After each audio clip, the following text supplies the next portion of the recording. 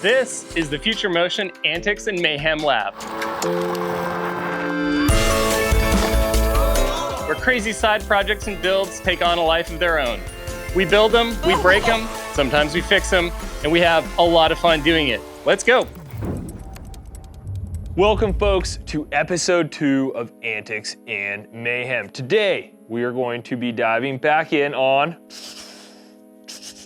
the old electric mini bike.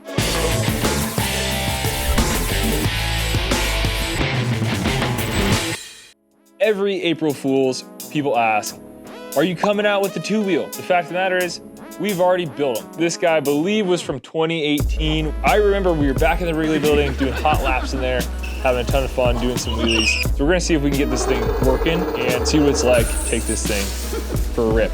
I can't build anything to save my life, so I'm gonna go find some engineering help.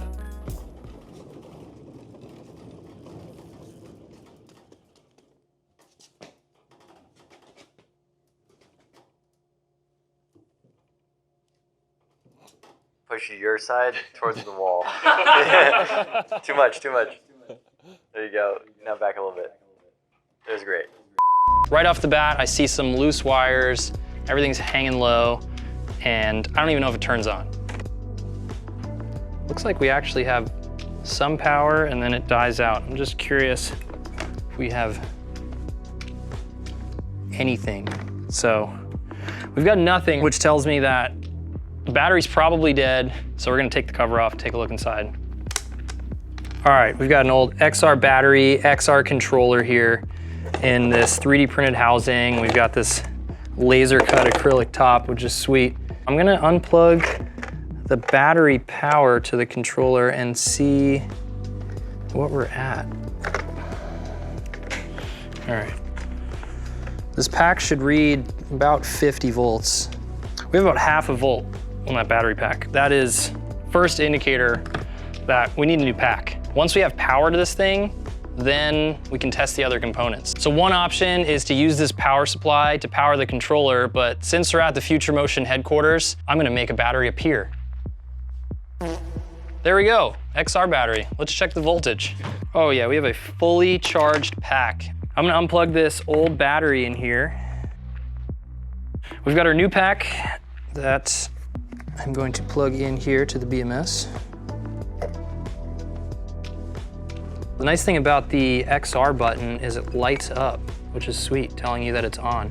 And it looks like it's remaining on, so I'm gonna check it out and see if the throttle has any input or anything. And we've got nothing. Good to know the battery is working. Sounds like the motor's okay, which means the controller is working and powering that.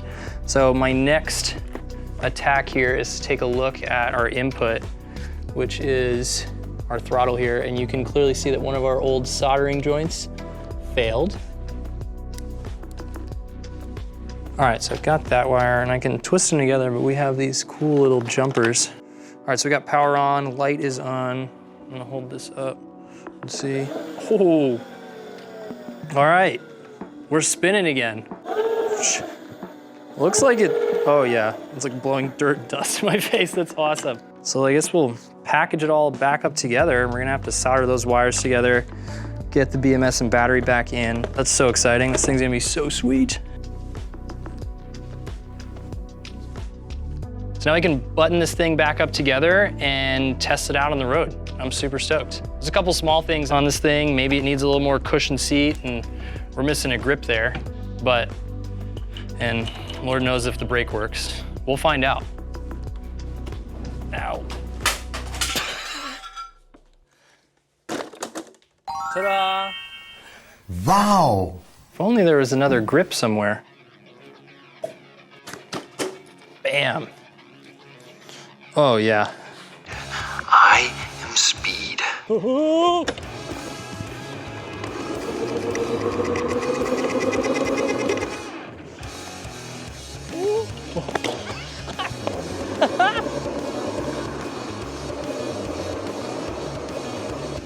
this thing rips.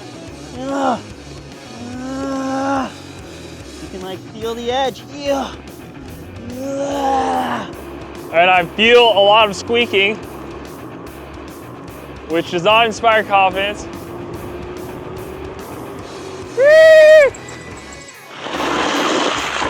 Holy smokes. It's great to dust this thing off and get this this old gal back operational. But I will say, it's not quite as sick and dialed as the new ones. But